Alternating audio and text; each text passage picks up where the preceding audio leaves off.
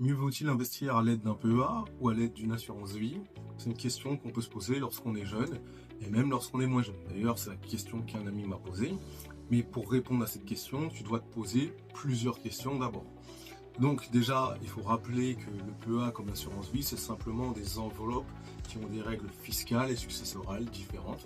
Ces enveloppes, tu vas pouvoir loger des actifs dedans. Et donc, la première question que tu vas te poser, c'est combien tu souhaites investir. Tu dois savoir que le PEA, tu vas pouvoir aller jusqu'à 150 000 euros de dépôt. Par contre, la valeur des actifs sur ton PEA pourra dépasser 150 000 euros. L'assurance vie, tu n'es pas bloqué en termes de dépôt. Donc, tu peux déposer beaucoup plus que 150 000 euros. La deuxième question que tu vas devoir te poser, c'est sur quel type d'actifs tu veux investir.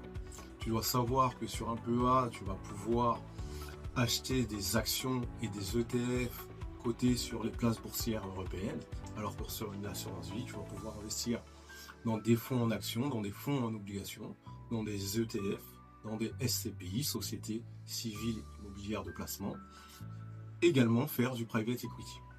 Alors comme ça, à première vue, on a l'impression qu'on a plus de choix sur l'assurance vie, c'est pas forcément le cas, puisque tu vas pouvoir avoir que les produits que ton assureur te propose. Donc, en ce sens-là, tu seras aussi limité dans ton champ d'action. Ensuite, la troisième question que tu vas te poser, évidemment, c'est quels sont les frais? Quels sont les frais? Et là, si tu cherches à avoir un PEA, tu vas regarder les différents courtiers, les différents frais qu'il y a auprès de ces courtiers. Et si tu cherches une assurance vie, évidemment, tu vas voir les différents frais que tu as avec un assureur. Et ça, c'est très important puisque, évidemment, ces frais-là, ils vont gréver ta performance. En général, on va être honnête, sur une assurance vie, les frais sont bien plus élevés que sur un PEA.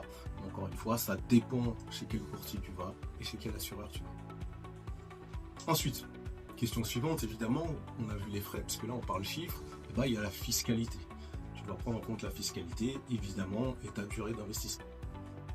Pourquoi? Parce que sur un PEA, au bout de 5 ans, tu es exonéré d'impôt sur la plus-value, mais tu vas payer uniquement les prélèvements sociaux. Donc sur ta plus-value, il y aura 18,6% que l'État va te prendre. Évidemment, si ton PEA est ouvert depuis plus de 5 ans. Alors que sur l'assurance vie, il faut attendre 8 ans de détention pour profiter d'avantages fiscaux. Donc à chaque fois, tu auras un abattement de 4 600 euros, évidemment, si tu as ouvert ton assurance vie seule, et pour un couple marié, c'est le double. Donc, autrement dit, si tu as fait 4 600 euros de plus-value, c'est comme si tu avais fait 0 de plus-value et tu n'auras pas d'impôt sur la plus-value. Donc prenez un petit peu la mécanique. Donc évidemment, ensuite derrière l'assurance vie, tu seras soumis à la flat tax. Et donc la flat tax, c'est 30% évidemment des plus-values. Donc c'est simple à comprendre, mais tu dois absolument le prendre en compte.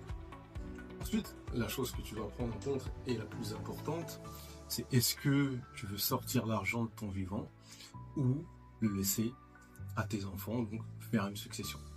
Alors sur le PEA, évidemment, il n'y a pas d'avantage au niveau successoral, mais si tu comptes sortir l'argent de ton vivant, en fait, j'ai tendance à dire, tu n'en as que faire. Et ce qu'il faut savoir, c'est que tu peux faire des donations de 100 000 euros par enfant tous les 15 ans, donc peut-être que tu n'auras pas besoin d'attendre une succession pour céder des choses à tes enfants. L'assurance vie, elle est intéressante à ce niveau-là. Évidemment, tout le capital que tu auras placé avant tes 70 ans, il y aura un abattement de 152 500 euros pour les bénéficiaires. Tout simplement. Donc, une fois que tu as répondu à ces questions-là, évidemment, tu pourras te positionner, te dire, est-ce que c'est mieux pour moi d'investir via un PEA ou c'est mieux pour moi d'investir via une assurance vie? J'espère que cette vidéo t'a été utile. À bientôt.